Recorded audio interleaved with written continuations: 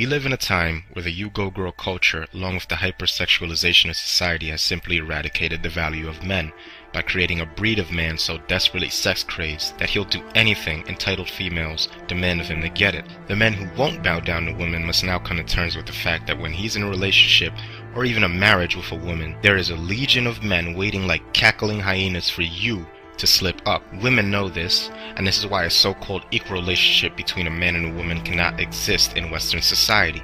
In his natural state, the male wants freedom above all other things, and the only thing powerful enough to even begin to compete with this drive is his drive to reproduce.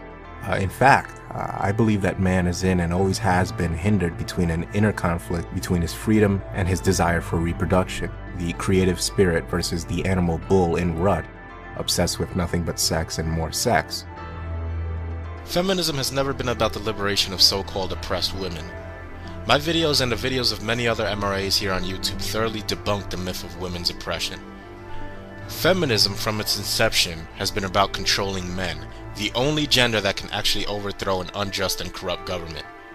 Women that claim to want traditional relationships consisting of turning dials on washing machines and dishwashers and doling out sex while you, the man, goes out to bust your ass to support her are deceptive and selfish parasites that are perfectly fine with letting you slowly degrade your own male vitality and health to make things easier for her. And the propensity for men to believe that there exists his own private, angelic, warm, and serenic soulmate is the cause of much male suffering. Our identity has always been strained through a female filter first, and then offered up to us, condensed in a solution of chivalry and misandry. But this is what I'm offering all of the men listening to this. A chance to contribute to a shift in male thought and attitude whether women and society want it or not.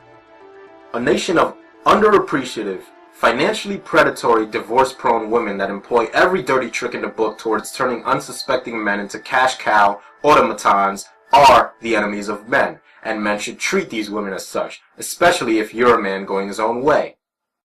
We're going to give an examination of the nuclear family irrespective of the way anybody else views it.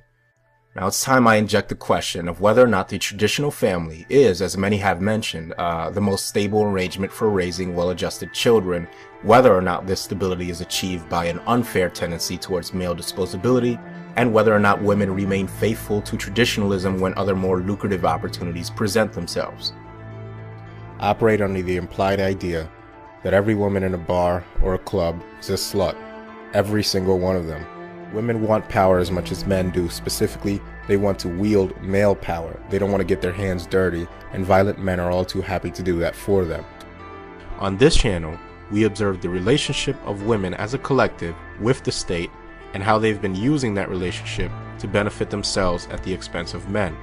I'm speaking about Nawalt, aka not all women are like that, and the various other excuses that women who are actually like that give us time and time again to excuse the actions of the female collective. I mean, does it bother anyone else that we have an entire industry designed to tell men how to walk, talk, dress, and act so that women will want them? Does it not alarm anybody when they see the sheer magnitude of time and effort invested into this stupidity? Do you see how we've allowed women to dictate our worth based on access to an inherent anatomical orifice that they never had to work for, that they were just born with? The worship of pussy and women has to stop, and I intend to do as much as I can do to show men exactly what female worship is all about, because I believe that then, and only then, will men truly understand what it means to be free. I'd like to give my reasons why conservatism, at least in America in its modern state, is by no means an alternative, or even a lesser of the two evils for men, and particularly those men that are men going their own way or ghosting or absconding from society or whatever you want to call it. I think a question that many of us dance around but rarely openly answer is, to what degree are women responsible for feminism? And it's this willingness to leverage the state against men to take what they want by force that I find evil and hypocritical. They want to be safe even if it means that others will suffer for it.